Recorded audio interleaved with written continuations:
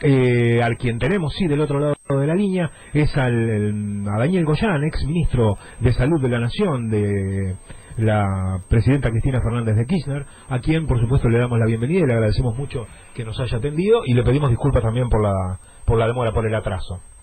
¿Qué tal, Daniel? ¿Cómo le va? Víctor Mastrangelo lo saluda. ¿Qué tal, Víctor? Buenas tardes. Un gusto recibirlo nuevamente acá en los micrófonos de Puede Fallar.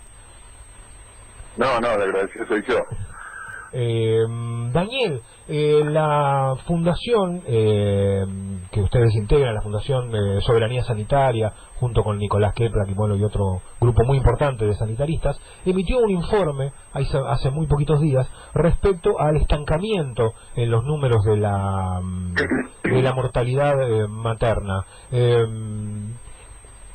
Primero preguntarle por eso, ¿qué es lo que está pasando con la mortalidad materna y con la mortalidad infantil? Y después, ¿qué es lo que está pasando con la salud pública en general en la Argentina? Porque se escuchan muchas denuncias respecto a la situación en la que se encuentran los hospitales públicos. Falta de insumos, otra vez los problemas que parecía que ya estaban erradicados. Falta de insumos, cierre de hospitales, etcétera.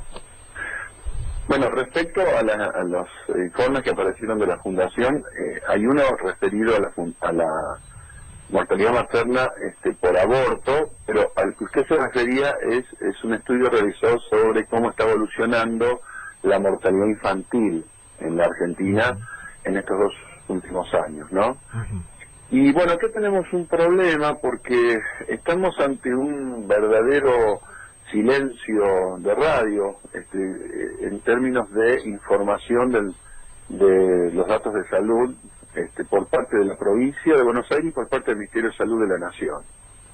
Es decir, no había sucedido nunca que los datos nacionales se brinden tan tarde. Normalmente se brindaban a más tardar en agosto, y bueno, los 2 últimos años, el año 2016 y el año 2017, se brindaron en diciembre del año siguiente, ¿no? El del 16 y el 17, el 17 todavía estamos esperando. Este oscurantismo no ayuda mucho a descifrar, pero sí hemos investigado algunas cuestiones que marcan, claramente que durante el año 2016 hay un estancamiento a nivel país de la caída persistente que venían trayendo la mortalidad infantil en la Argentina, todos los años caída, a un promedio en los últimos 10 años de 4,4 por año, 4,4 cada 1000 nacidos vivos por año. Esto se detiene abruptamente, es decir, las cifras del 2016 son prácticamente iguales a las cifras del 2015. En 2015 habíamos logrado un descenso de casi un punto, 0,9%, lo cual nos daba, son casi 700 chicos menos. Digamos, que fallecieron respecto al año anterior. Y así veníamos con un descenso. Eso se detiene, pero la particularidad que se va encontrando es que, como es esperable, los deciles de la sociedad, es decir, aquellos sectores de la sociedad que tienen mejor poder adquisitivo, siguieron con una línea descendente, porque eso es esperable en toda sociedad, incluso en sociedades así de gobiernos de derecha y todo, en general tiende, si bien es más plana, es más leve el descenso, tiende a bajar. Entonces uno se pregunta, ¿y por qué, si ese sector siguió bajando, la mortalidad se estancó en su decrecimiento? Y se debe a que empezó a aumentar en los sectores más vulnerables, en los deciles más bajos de los ingresos económicos. Entonces el estudio comparó todas las provincias, qué pasó en cada provincia según los ingresos de esa provincia, y también hemos estudiado en un informe anterior qué sucedió en la ciudad de Buenos Aires, donde se ve claramente que mientras en la zona norte de la ciudad de Buenos Aires sigue un descenso de la mortalidad infantil, en la zona sur comienza a subir. Y en conjunto la sociedad, la ciudad de Buenos Aires tiene 36 muertes más, pero todas en el sur, digamos, ¿no? Es decir, se produce un aumento en la zona sur. Y lo mismo pasa en la provincia de Buenos Aires, en los cordones, sobre todo el conurbano bonaerense, donde están la mayor cantidad de familias con problemas económicos, de los sectores más vulnerables, ahí comienza a subir. Cifras del 2017 consolidadas no tenemos. Ha habido un anuncio muy irresponsable de la gobernadora de la Ciudad de Buenos Aires, que dice que baja a 0,4, cuando en realidad, mientras no esté consolidado nacional, ese dato no se puede dar, porque hay la tasa se mide por lugar de residencia del fallecido. Claro.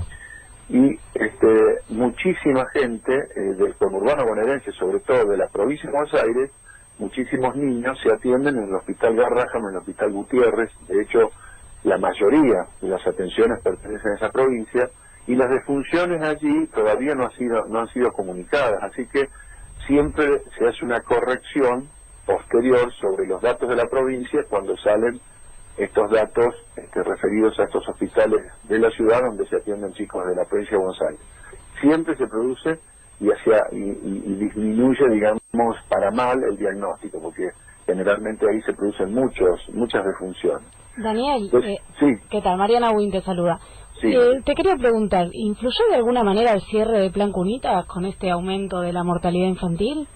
Nosotros creemos que indudablemente. ¿Por qué?